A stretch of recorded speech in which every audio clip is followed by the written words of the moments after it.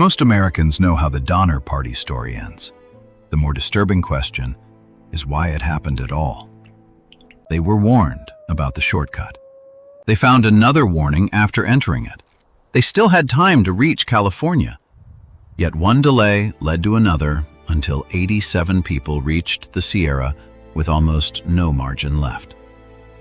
The famous winter disaster was already being built in the summer heat.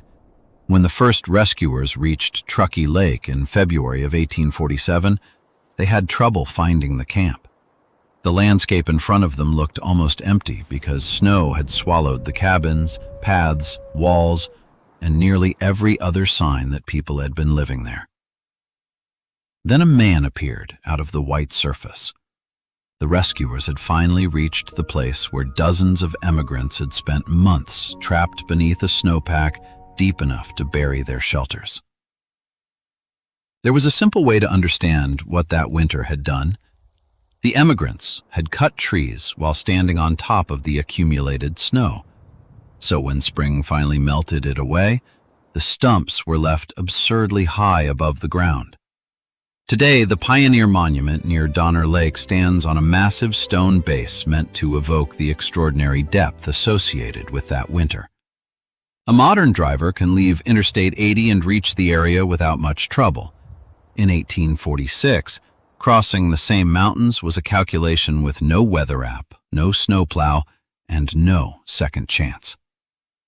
The familiar version of the Donner story begins here, with snow, starvation, and cannibalism. It is dramatic, easy to remember, and incomplete. By the time the snow closed the pass, the party had already burned through the one resource a wagon train could never replace. They had lost time, and they had been losing it for months. The strange thing is that they had not started badly. In the spring of 1846, the families leaving Springfield, Illinois, were not walking into the wilderness with empty pockets and a sack of cornmeal. They had wagons loaded with food, tools, clothing, furniture, weapons, and equipment for building new lives in California. Many were farmers and tradesmen with property and money. They had spent months preparing for a journey that thousands of other Americans were also attempting. James Reed was one of the wealthier men in the group, and his wagon showed it. Reed was a businessman and furniture maker, and his family traveled in a huge custom vehicle with 2 levels, cushioned seats, and an iron stove inside. Books traveled with them, along with a mirror and household possessions that made the wagon feel less like transportation and more like a small moving room. Reed had an elderly mother-in-law who struggled with the rough ride, so comfort mattered. Other emigrants nicknamed the vehicle the Palace Car. That nickname matters because it shows how far the journey still was from disaster. These people were not crawling west with nothing left. They were carrying parts of their old homes toward what they expected would become new homes in California. The Reed family clearly expected to arrive with more than the clothes on their backs. California was the prize, and timing mattered. Land was available, and the earlier a family arrived, the better its choices could be. In a country where reliable information moved slowly, a printed guidebook could carry enormous authority, especially if its author sounded like a man who had already solved the problem ahead. One of those authors was Lansford Hastings. Hastings was young, ambitious, confident, and unusually good at putting confidence on paper. He dreamed about more than guiding emigrants west, and at one point imagined helping create an independent republic on the Pacific coast, where he expected to play an important role. A successful new route to California would give him influence, reputation, and a steady stream of settlers moving through country he claimed to understand. His guide described a shortcut that would leave the established trail, pass south of the Great Salt Lake, and reconnect farther west. On paper, the idea looked almost too obvious to question. The normal road curved north, while Hastings proposed cutting across the inside of that curve.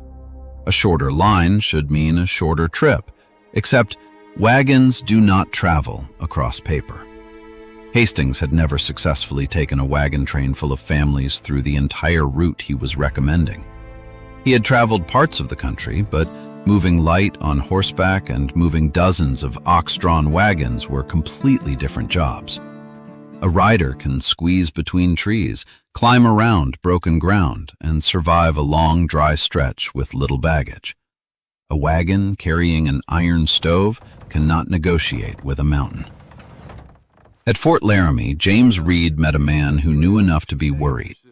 James Kleiman was a mountain man who had recently seen the country associated with the proposed cutoff, and he told Reed to stay on the established trail.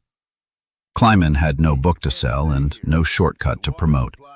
He had simply been there and did not like what he had seen. Reed was not convinced. The shortcut still sounded logical. California was ahead, winter seemed far away, and every day saved appeared valuable. The wagon train continued west until late July, when it reached Fort Bridger. This was where an interesting idea on paper became a decision involving real families, real animals, and a real calendar. If they stayed on the established trail, they would follow a route already tested by thousands of emigrants. If they took the Hastings Cutoff, they would gamble their wagons and remaining summer on a route that was barely a route at all. The group expected to find Hastings at Fort Bridger, but he was gone. He had already moved ahead with another party. The Donner group waited for several days. They rested animals, repaired wagons, and discussed what to do next. Every day they waited was another day removed from the margin they would later desperately need. But at the time, the delay did not look catastrophic. Then, they chose the shortcut anyway. There is another piece of the Fort Bridger story that has bothered historians ever since. Edwin Bryant, a journalist traveling west, had examined the cutoff and decided it was a terrible choice for heavy wagons. He left warning letters intended for emigrants coming behind him, but the Donner Party never received them. Bryant later suspected that Jim Bridger, whose trading post could benefit from traffic along the new route, had little reason to discourage emigrants from using it. That suspicion became part of the Donner legend, but the evidence does not prove Bridger deliberately hid the letters. The possible motive is easy to understand, while the proof is missing. What is certain is more frustrating. A written warning existed, and the people who most needed to read it never did. Then the emigrants entered the cutoff and found a warning they could not miss. At Echo Canyon, they discovered a message from Hastings himself, the man who had promoted the route. The road ahead, he now warned, was extremely difficult. The party should wait while another way was considered. James Reed went looking for him, and the search cost several more days. Reed eventually found Hastings, but Hastings did not return with him to personally guide the wagons through the mountains. From a distance, he indicated a possible route through terrain where no wagon road had been prepared. The man who had sold the shortcut was effectively pointing toward the mountains and telling the emigrants that the road was somewhere over there. The party could still retreat. Instead, they went forward, and the Wasatch Mountains began taking the shortcut apart almost immediately. The emigrants entered country where wagon wheels could not simply follow a trail because, in places, there was no usable trail at all. Trees and heavy brush blocked the way, while boulders and narrow canyon walls turned progress into construction work. Men walked ahead with axes and built road while the families waited behind them. They were no longer simply traveling west. They had become a road crew, dragging a small, mobile town through mountains that had never promised to cooperate. On one brutal stretch, they needed about 6 days to cover roughly 8 miles. A modern American can drive 8 miles while still deciding what to listen to on the radio. For the Donner Party, that distance consumed most of a week. The mountain section that some had expected to take roughly a week ended up costing them about a month. No avalanche buried the wagons, no army attacked them, and no epidemic destroyed the party. They simply kept losing days. That was what made the danger so difficult to see. One day, cutting brush did not feel fatal. Another day, dragging wagons around rocks did not feel fatal. Several days searching for Hastings did not feel fatal either. Each delay looked survivable on its own, but winter in the Sierra was moving toward them, whether they could see it or not. When the emigrants finally emerged from the Wasatch Mountains, they saw the Great Salt Lake Desert. From a distance, it looked easier because the surface was flat and pale, with no forest and no canyon blocking the horizon. After weeks of cutting road through mountains, a wide open plain must have looked almost merciful. It was not. Hastings had described the crossing as manageable, and the emigrants prepared for a hard but relatively short push. The real distance without dependable water was much greater than they expected. As the crossing dragged on, thirst became the central problem, and the animals began to fail. Oxen can pull heavy wagons across enormous distances, but they cannot negotiate with dehydration. Some animals weakened, some broke loose during the night, and some disappeared into the darkness. Wheels sank where the hard salt crust gave way beneath them. Families began unloading possessions because every pound suddenly mattered. Back in Illinois, a table was furniture, and a chest of clothing was part of a new home. On the salt flats, both were simply weight. Tools became weight, books became weight, and an iron stove became a ridiculous amount of weight. The Reed Palace car, the giant moving house that had symbolized how well prepared the family was, had to be abandoned. Months earlier, that wagon had carried comfort across the plains. Now it stood on the salt while its owners walked away from it. That scene should have made the entire problem obvious. The shortcut was supposed to save time and preserve momentum, but instead it had eaten weeks, exhausted the animals, destroyed wagons, and forced people to abandon property they had hauled across half a continent. The Sierra Nevada was still ahead. The Hastings Cutoff had not produced the promised month of savings. In practice, it had cost the emigrants roughly the amount of time they hoped to gain, while also adding punishing distance and terrain that the established trail avoided. There was still no snow anywhere around them, yet the disaster was already taking shape. The group reached the Humboldt River exhausted and increasingly divided. Starvation did not suddenly create conflict at Donner Lake because friction had already been growing while the wagon train was still moving. People had lost animals, wagons, property, and patience. Every difficult crossing required cooperation, while every argument made cooperation harder. Then James Reed and a teamster named John Snyder collided during a dispute around the wagons.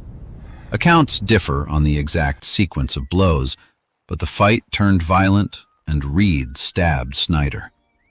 Snyder died. A wagon train hundreds of miles from normal courts now had to become its own legal system. Some wanted Reed hanged, but the party chose banishment instead. He left his wife and children behind and rode west alone. At first glance, this looked like one more disaster for the Reed family, but it may have saved every one of them.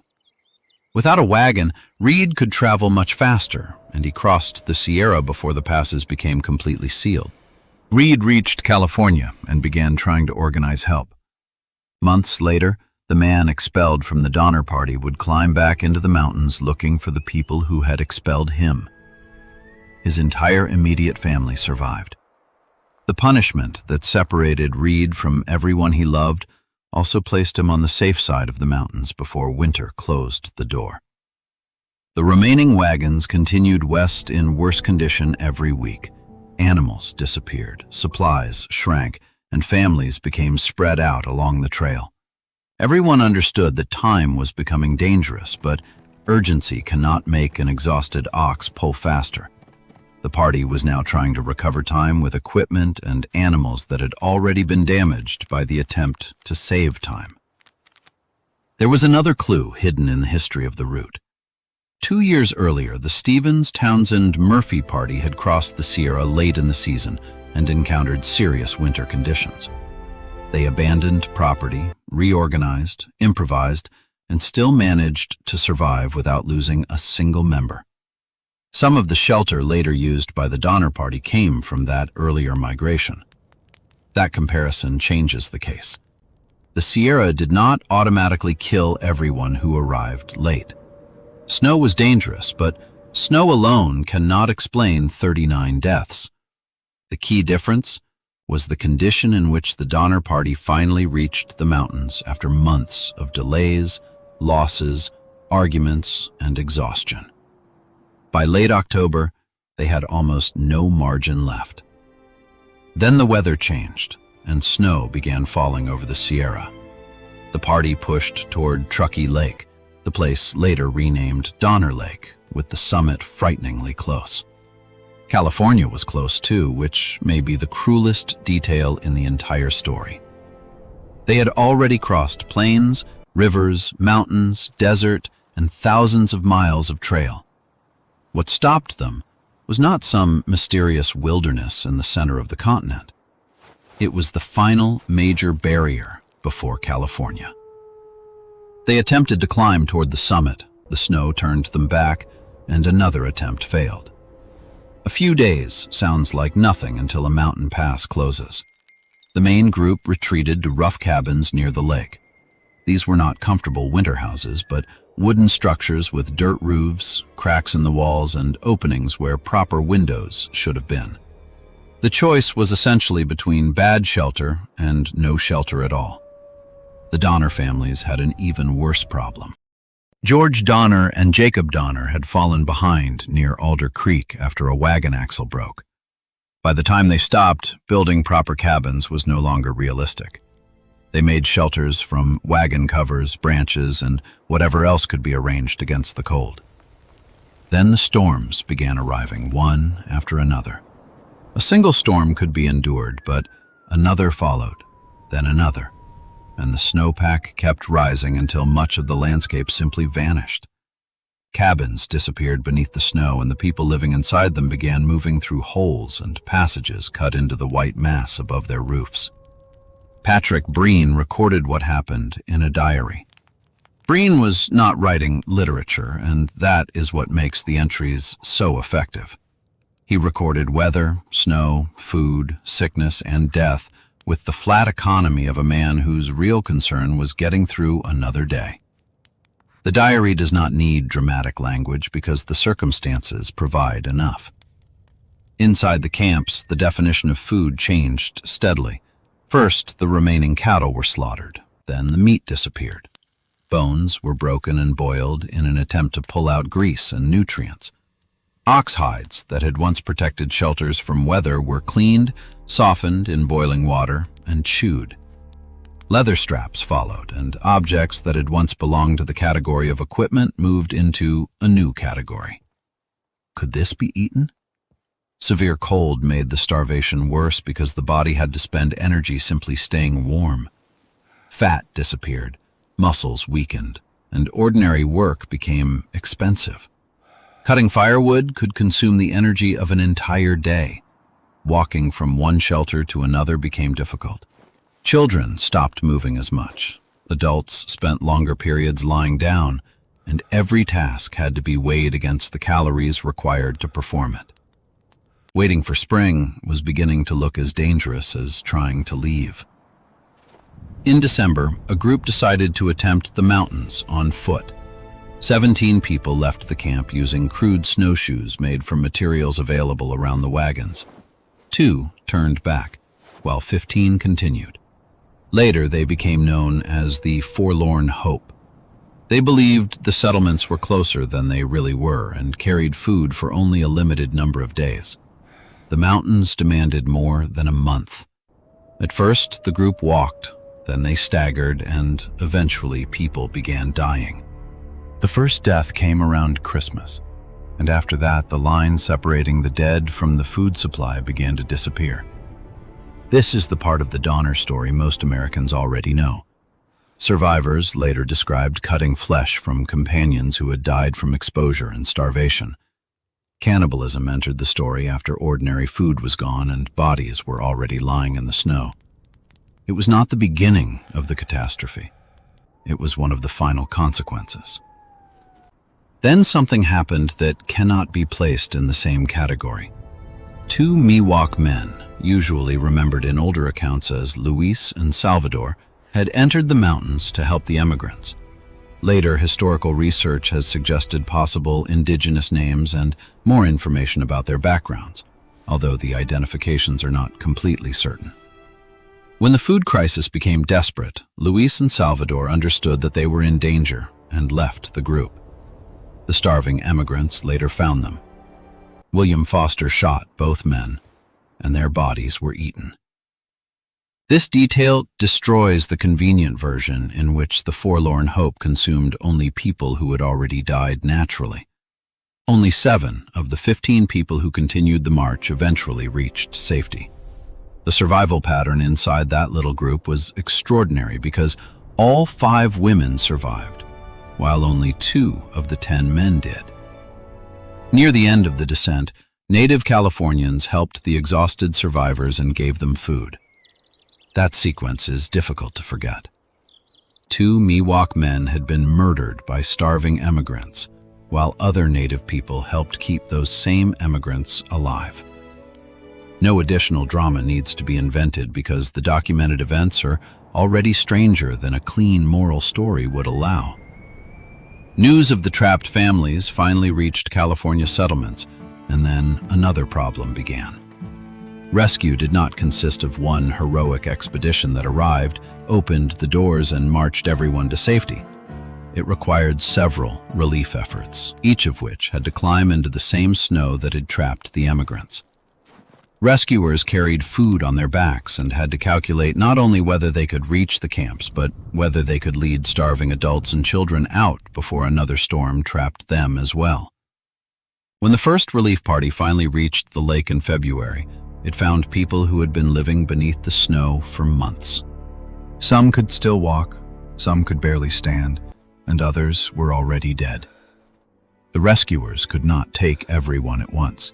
They had limited food, limited strength, and limited ability to move weakened people through deep snow. They had to decide who could travel, which children needed help, and who had to remain behind until another party returned. For the people inside the cabins, that created another kind of nightmare. They had waited for months. Strangers finally appeared with food, and then some watched the rescuers leave again with other members of the group. It sounds cruel until the arithmetic becomes visible. Take too many people, and everyone could die on the trail. But leave too many, and those remaining might die before the next relief party arrived. James Reed returned with one of the rescue efforts. He had been separated from his family for months, and now he was climbing back into the mountains to find them.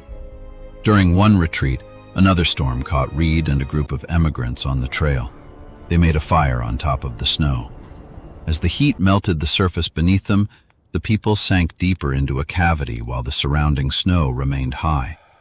Eventually, they were sitting at the bottom of a deep pit with white walls rising above them. They had escaped the cabins near Donner Lake only to become trapped again several miles farther down the mountain. The relief expeditions continued into spring, and by then another strange pattern had become visible. The strong men were dying at a rate that did not fit the usual survival story.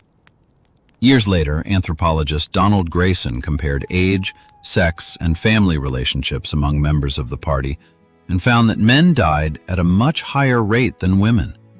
Older people did especially badly, while women survived in unexpectedly high numbers. Children also survived at a remarkable rate. Of the 48 people who ultimately survived the disaster, roughly 2/3 were children. That is almost the opposite of what instinct tells most people to expect. If a group is trapped in deep snow, the obvious bet is usually on a healthy man in his 20s or 30s. He has more muscle, more strength, and a better ability to carry wood or break trail. But a larger body also requires more energy, while differences in body composition and metabolism may have given women some protection during prolonged starvation and cold.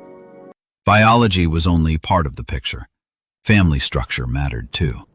The Breen family survived intact, with all 9 members making it out. That does not mean they possessed some miraculous metabolism.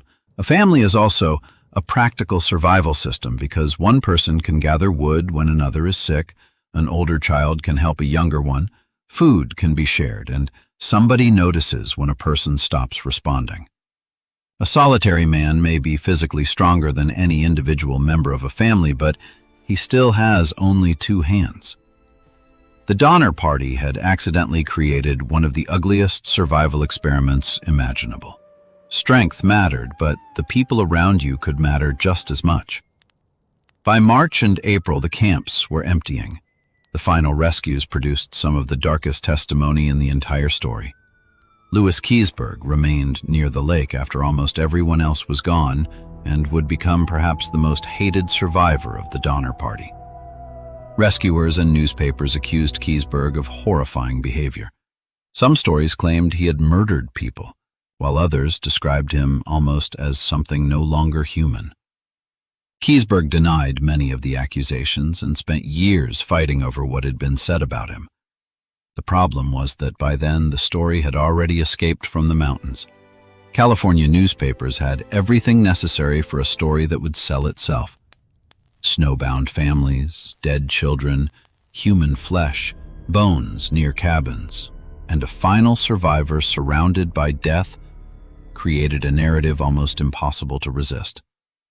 Some reporting rested on real testimony. Some details grew in the retelling, and others became impossible to verify. By the time anyone tried to separate evidence from sensationalism, the Donner Party had already become an American legend. Cannibalism swallowed almost everything that happened before it. Ask people today what happened to the Donner Party, and many will answer in a single phrase about people eating each other. That answer is not entirely wrong, but it explains almost nothing. More than a century later, archaeologists returned to Alder Creek to see what the ground itself could still reveal. They found the remains of a hearth associated with the Donner family camp and began sifting the soil around it. The number of bone fragments eventually recovered was enormous, more than 16,000 pieces, most of them tiny. Only a small portion could be identified by species. Researchers found evidence of cattle, horse, deer, rabbit, small rodents, and dog. What they did not identify was human bone. Headlines almost wrote themselves because the results seemed to offer a clean reversal. No human bones meant perhaps the stories had been false, perhaps the Donner family had been unfairly accused, and perhaps archaeology had finally cleared the camp. That was not what the archaeology actually proved. Alder Creek was one camp, while the forlorn hope cannibalism happened elsewhere, and other reported episodes occurred near the lake. Even at Alder Creek, the absence of identified human bone does not demonstrate that nobody consumed human flesh. Meat can be removed from a body without putting bones into a fire. Bodies can be handled somewhere else, and preservation depends on what happened to the remains afterward. The archaeological evidence narrowed what could be claimed about one site. It did not erase the written record. The written record is difficult to dismiss because different survivors described cannibalism and rescuers described what they saw. Breen's diary survives, later testimony survives, and the murder of Luis and Salvador does not disappear because human bone was not recovered from one hearth. The ground is quiet in places where the documents are loud, while the documents are messy in places where people desperately want a clean answer. That unresolved tension is more interesting than pretending archaeology solved everything. The Donner story is full of evidence that refuses to line up neatly, and another example is the fate of Lansford Hastings himself. If this were fiction, the author of The Shortcut would probably spend the rest of his life ruined by what happened. He did not.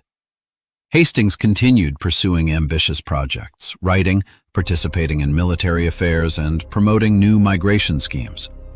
After the American Civil War, he became involved in plans to move former Confederates to Brazil, once again selling the idea of a new beginning in distant territory. The man whose shortcut became inseparable from one of the worst emigrant disasters in American history went back to organizing migration.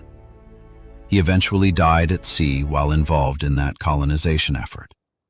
If a screenwriter invented that ending, someone would probably complain that it was too obvious. Blaming Hastings alone is still too easy. The Donner Party had warnings and made its own decisions. Reed supported the Cutoff. The group waited at Fort Bridger. They continued after the warning at Echo Canyon. They pushed through the Wasatch, crossed the Salt Desert, lost animals, abandoned wagons, and kept moving. At each stage, turning back became harder than it had been the day before. That is the real mechanism of the disaster. It was not one catastrophic decision, but a narrowing corridor in which every bad outcome reduced the number of safe choices still available. At Fort Bridger, the party still had many options. In the Wasatch, they had fewer. After the Salt Desert, fewer again.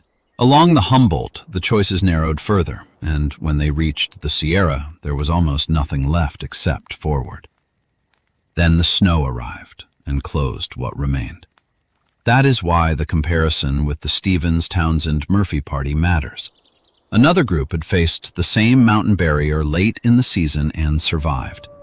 The Donner Party did not reach the Sierra as the same strong, well-supplied group that had left Illinois months earlier. They arrived late. Their animals were depleted, supplies were reduced, wagons had been abandoned or damaged, and the unity of the party had been weakened. One of their most capable leaders had been expelled. The mountain did not have to destroy a healthy wagon train. It only had to hold an exhausted one in place. Today, Interstate 80 runs through the region. Trucks cross the Sierra carrying more cargo in a single vehicle than an emigrant family could have imagined. Snowplows clear lanes, and weather forecasts warn drivers before storms arrive.